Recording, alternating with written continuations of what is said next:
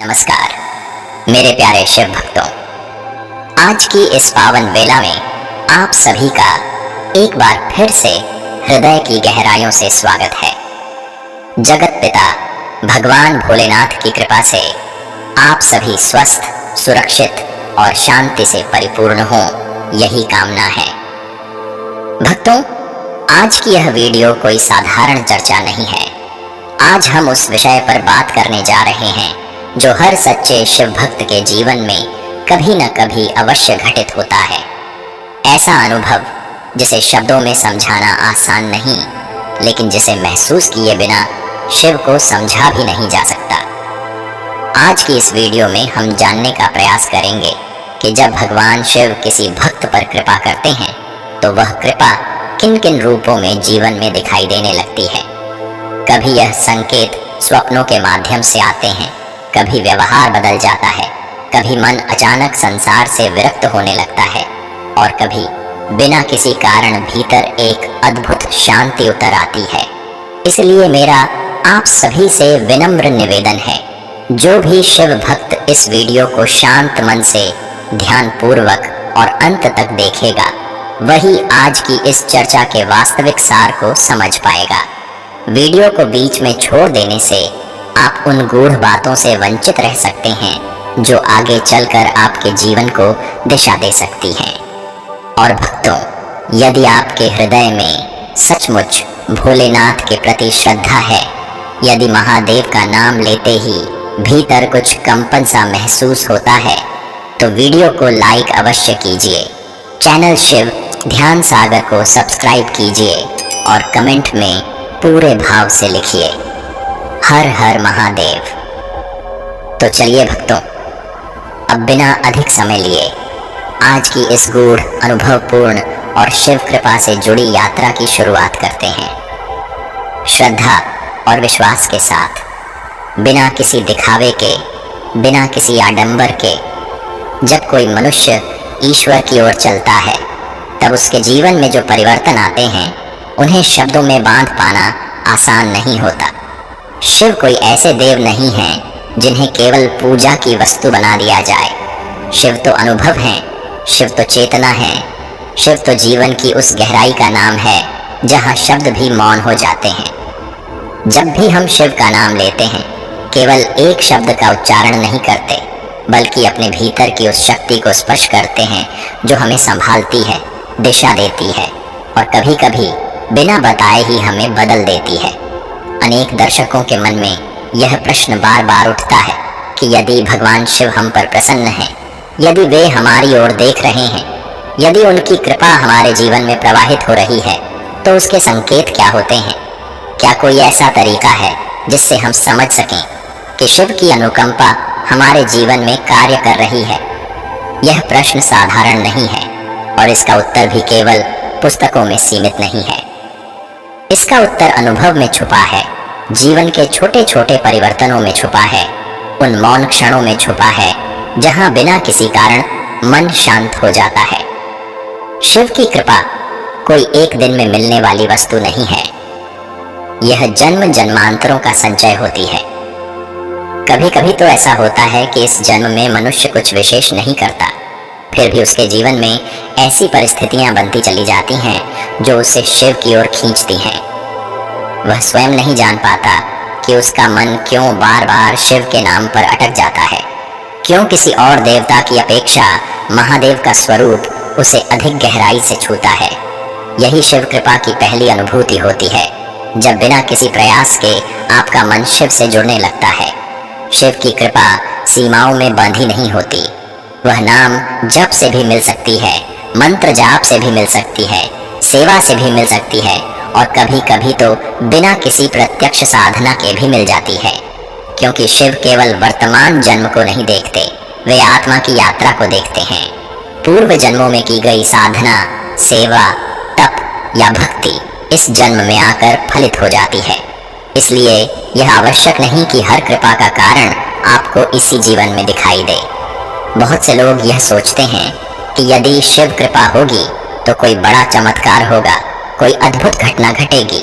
लेकिन सत्य यह है कि शिव की कृपा प्रायः बहुत शांत होती है।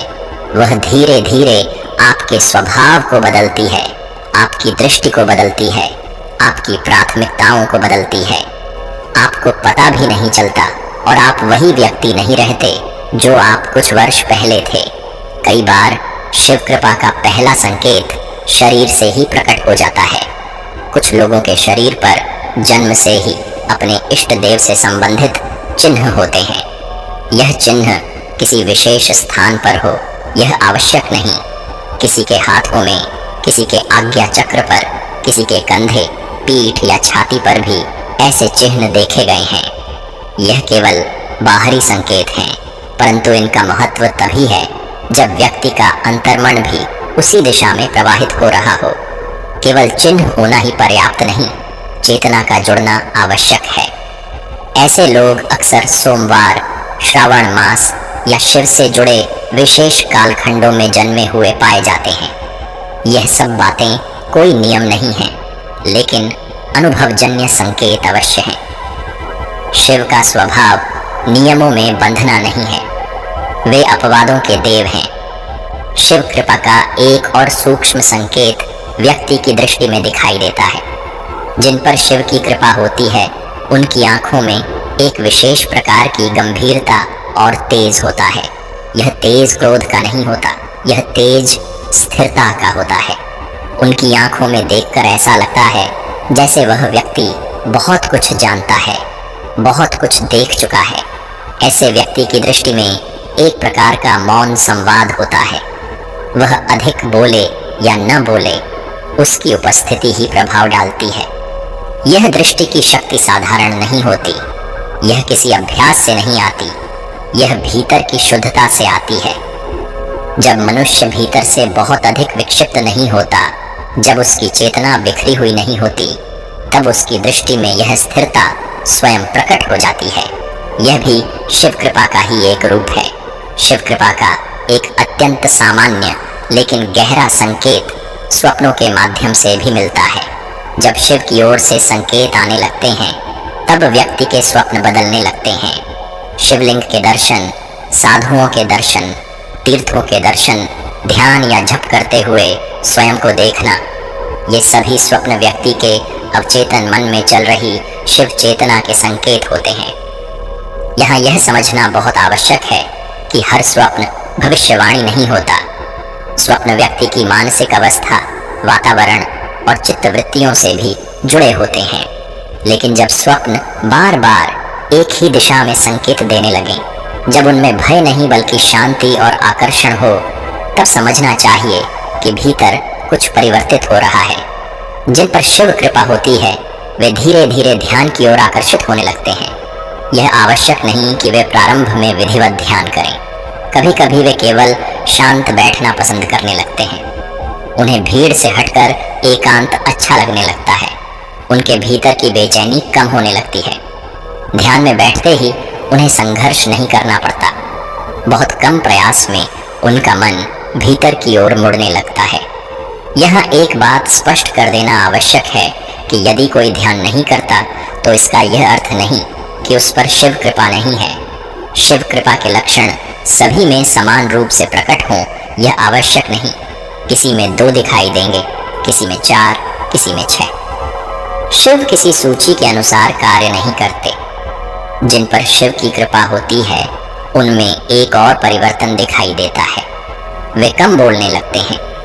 यह चुप्पी किसी भय से नहीं होती, यह समझ से आती है। वे जान जाते हैं कि संसार की अधिकांश बातें केवल शब्दों का शोर हैं। बहुत कम बातें ही ऐसी होती हैं जिनका वास्तविक अर्थ होता है, इसलिए वे व्यर्थ की बातचीत से दूर रहने लगते हैं। ऐसा व्यक्ति समाज से कटता नहीं है, लेकिन समाज में घुलने मिलने की उसकी रुचि बदल जाती है। उसे दिखावा, औपचारिकता और बनावटी संबंध आकर्षित नहीं करते। उसके संबंध सरल और सच्चे हो जाते हैं। वह किसी से शत्रुता नहीं रखता, लेकिन अनावश्यक निकटता भी नहीं रखता। शिव कृपा का एक अत्यंत गहरा संकेत भीतर की शांति है। यह शांति बाहरी परिस्थितियों पर निर्भर नहीं होती। यह शांति बाजार के शोर में भी बनी रहती है, समस्याओं के बीच भी बनी रहती है। यह वही शांति है जिसे शब्दों में समझाया नहीं जा सकता, केवल अनुभव किया जा सकता है। ऐसा व्यक्ति कार्यों में धीमा प्रतीत हो सकता है, लेकिन वह आलसी नहीं होता। उसके भीतर की हड़बड़ी समाप्त हो चुकी होती है। वह हर कार्य को तन्मयता से करता है। आधुनिक संसार की दौड़ में यह स्वभाव कई बार गलत समझ लिया जाता है, लेकिन वास्तव में यही स्वाभाविक मनुष्य का स्वभाव है। आज से कुछ दशक पहले जीवन ऐसा ही था, कम साधन, कम गति, लेकिन अधिक शांति। आज हमने गति बढ़ा ली है, लेकिन शांति खो दी है। जिन पर शिव कृपा होती है, वे अनजाने ही उस पुराने प्राकृतिक जीवन की ओर लौटने लगते हैं। यह सब प्रारंभिक संकेत हैं। यह यात्रा यहीं समाप्त नहीं होती। शिव की कृपा जैसे जैसे गहरी होती जाती है, वैसे वैसे जीवन के और भी रहस्य खुलने लगते हैं। जब शिव कृपा मनुष्य के जीवन में गहराई से उतरने लगती है, तब उसका प्रभाव केवल व्यक्ति के भीतर तक सीमित नहीं रहता, बल्कि उसका व्यवहार, उसकी वाणी, उसका दृष्टिकोण और उसका जीवन जीने का तरीका भी बदलने लगता है। यह परिवर्तन कोई अचानक होने वाला विस्फोट नहीं होता, बल्कि यह बहुत शांत, बहुत सूक्ष्म और बहुत स्थायी होता है। ऐसे व्यक्ति को देखकर कोई यह नहीं कह सकता कि यह कोई विशेष साधक है, लेकिन उसके पास बैठते ही एक अलग तरह की स्थिरता और भरोसे का अनुभव होने लगता है। शिव कृपा का एक अत्यंत महत्वपूर्ण संकेत वाणी में दिखाई देता है। जिन पर महादेव की विशेष अनुकंपा होती है, उनकी वाणी में एक अलग ही प्रकार का ओज होता है। यह ओज ऊंचे स्वर में बोलने से नहीं आता, यह भीतर की सच्चाई से आता है। ऐसे व्यक्ति बहुत अधिक शब्दों का प्रयोग नहीं करते, लेकिन जब वे बोलते हैं तो उनकी बात सीधे हृदय तक पहुंचती है। उनकी वाणी में एक चुंबकीय प्रभाव होता है, जो सामने वाले को बिना किसी प्रयास के आकर्षित कर लेता है। यह प्रभाव किसी प्रकार की चालाकी या वाक्पटुता का परिणाम नहीं होता। यह उस आंतरिक ऊर्जा का परिणाम होता है जो शिव कृपा से उत्पन्न होती है। ऐसी वाणी में औषधीय गुण होता है। वह किसी दुखी मनुष्य के मन को शांत कर सकती है, किसी निराश व्यक्ति में आशा जगा सकती है। यही कारण है कि ऐसे लोगों की बातों पर लोग सहज ही विश्वास करने लगते हैं।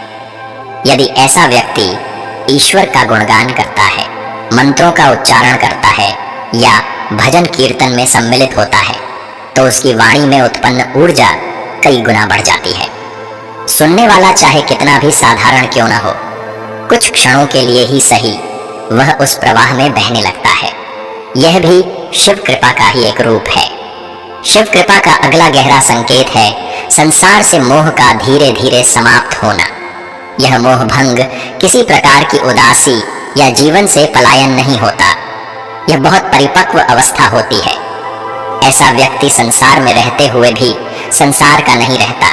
वह जान जाता है कि यह संसार क्षण भंगुर है, यहाँ कोई भी वस्तु स्थायी नहीं है। यह समझ उसे निराश नहीं करती, बल्कि मुक्त करती है। ऐसे व्यक्ति को मृत्यु का भय नहीं सताता। श्मशान घाट उसे भयभीत नहीं करता, बल्कि उसे जीवन की वास्तविकता का स्मरण कराता है। जहाँ सामान्य मनुष्य भय और असहजता महसूस करता है, वहाँ शिव कृपा प्राप्त व्यक्ति को एक गहरी शांति और प्रेरणा मिलती है। वह जान जाता है कि यही अंतिम सत्य है और इसी सत्य को स्वीकार करके ही जीवन को सही अर्थों में जिया जा सकता है। इस मोह भंग का एक परिणाम यह भी होता है कि वह जीवन के प्रति उदासीन हो जाता है कि व्यक्ति के पाप कर्मों में रुचि स्वतः ही समाप्त हो जाती है। वह जानबूझकर किसी गलत कार्य में आनंद नहीं ले सकता। यदि प्रारब्धवश कोई कठिन परिस्थिति आती भी है, तो वह उसे स्वीकार करता है, उसे भागता नहीं, क्योंकि उसे यह स्पष्ट हो जाता है कि हर कर्म का फल निश्चित है और उससे बचा नहीं जा सकता। शिव कृपा के प्रभाव से व्यक्ति के भीतर सेवा भावना का जागरण भी होता है। यह सेवा केवल मनुष्यों तक सीमित नहीं रहती, बल्कि समस्त प्राणियों तक फैल जाती है।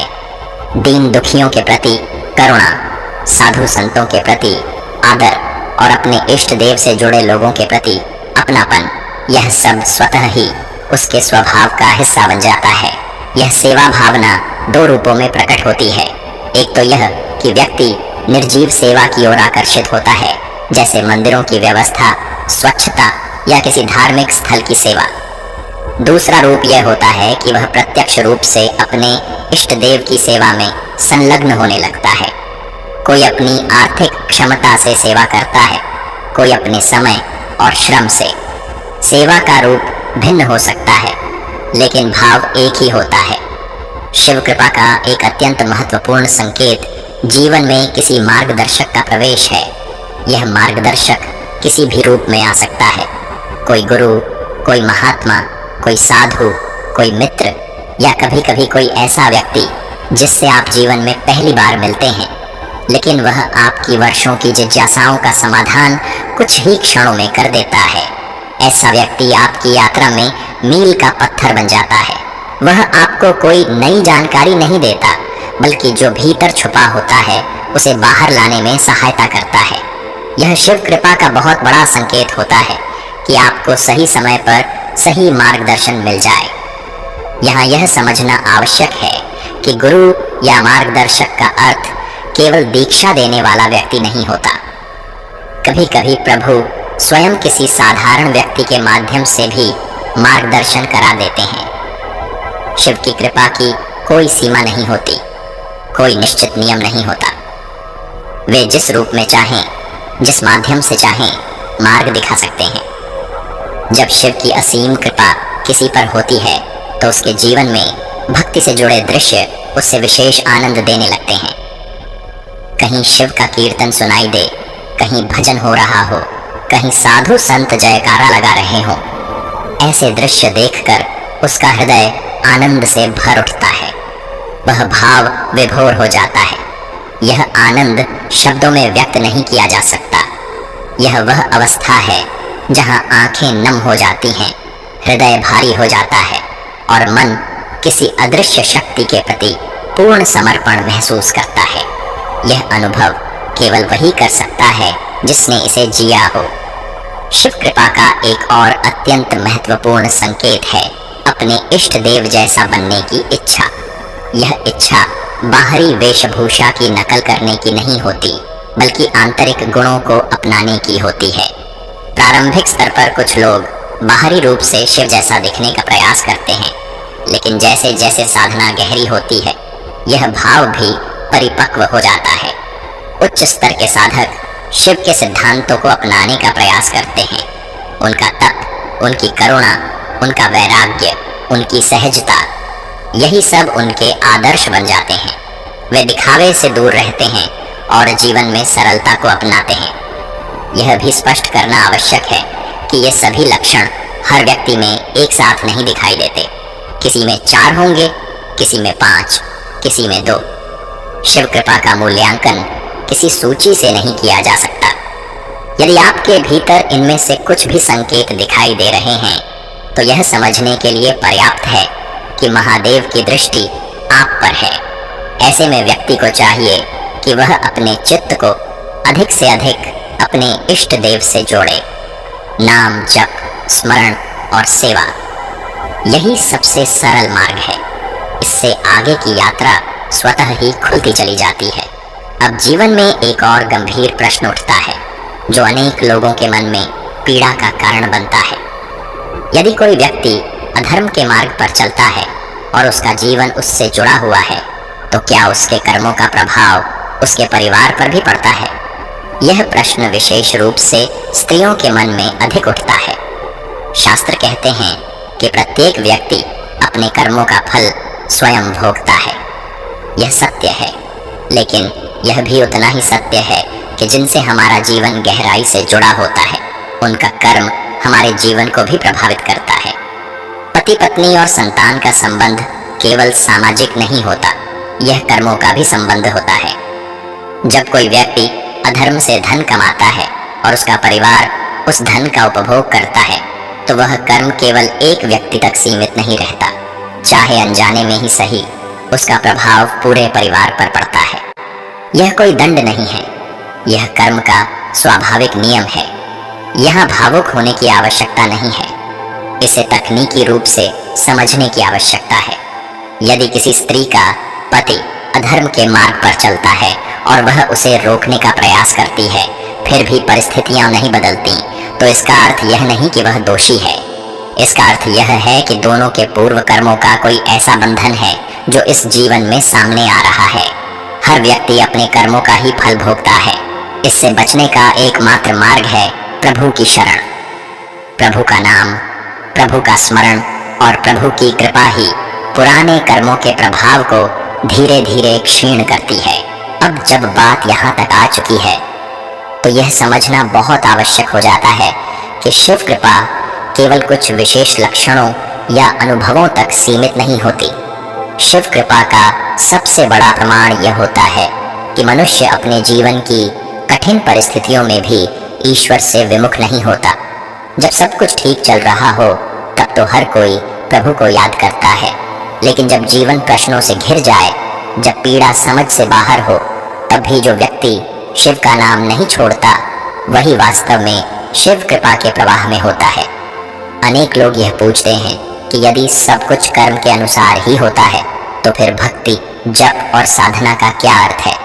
इसका उत्तर बहुत सीधा और बहुत गहरा है। कर्म जीवन की परिस्थिति तय करता है, लेकिन उन परिस्थितियों को कैसे भोगना है यह भक्ति तय करती है। वही परिस्थिति किसी को तोड़ देती है और वही परिस्थिति किसी को भीतर से इतना मजबूत बना देती है कि वह दूसरों के लिए सहारा बन जाता है। यही अंतर शिव कृपा उत्पन्न करती है।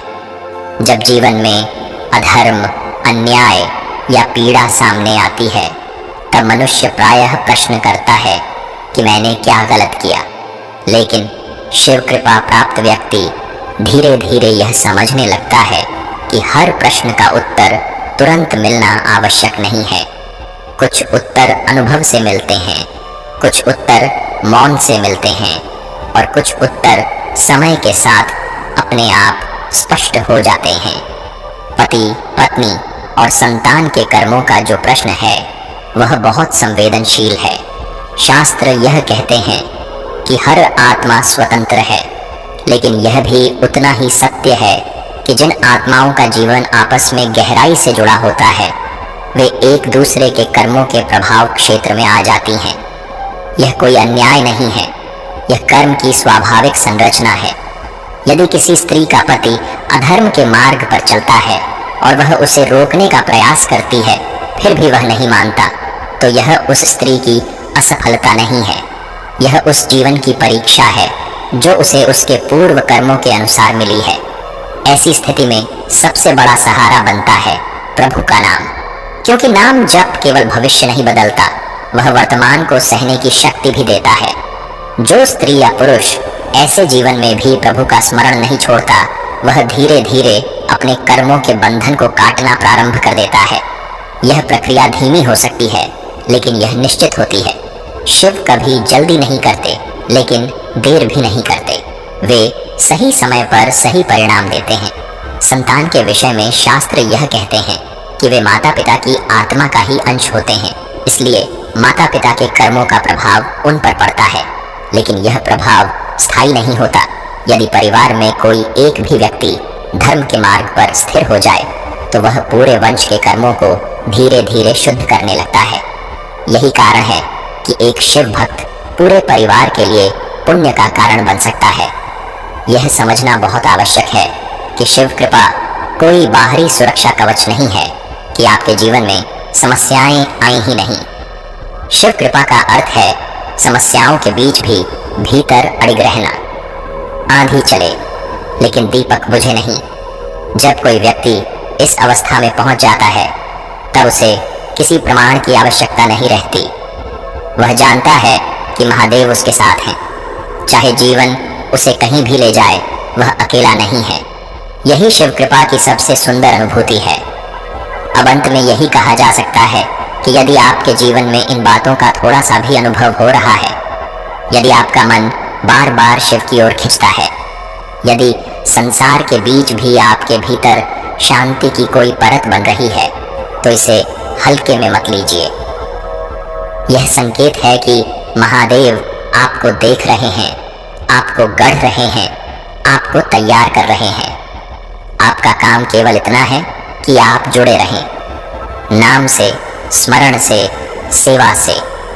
बाकी कार्य महादेव स्वयं कर लेंगे। और अब अंत में आप सभी शिव प्रेमी दर्शकों से एक छोटा सा आग्रह है। यदि इस वीडियो ने आपके मन को छुआ हो, यदि कहीं भी आपको अपने जीवन की झलक इसमें दिखाई दी हो, तो कृपया इस वीडियो को लाइक अवश्य करें। आपका एक लाइक हमारे लिए केवल एक संख्या नहीं, बल्कि हमारी साधना के लिए एक ऊर्जा है। यदि आप अभी तक हमारे चैनल शिव ध्यान सागर से जुड़े नहीं हैं, तो चैनल को सब्सक्राइब अवश्य करें, ताकि शिव भक्ति, ध्यान और आत्मचिंतन से जुड़े ऐसे ही विचार निरंतर आप तक पहुंचते रहें। और जाते जाते कमेंट में बस इतना लिख दीजिए, हर हर महादेव, या फिर अपने मन की कोई एक बात, कोई एक अनुभव जो आपको शिव से जोड़ता है। आपका लिखा हुआ हर शब्द किसी न किसी साधक के लिए मार्गदर्शन बन सकता है। महादेव आप सभी पर अपनी कृपा बनाए रखें। हर हर महादेव।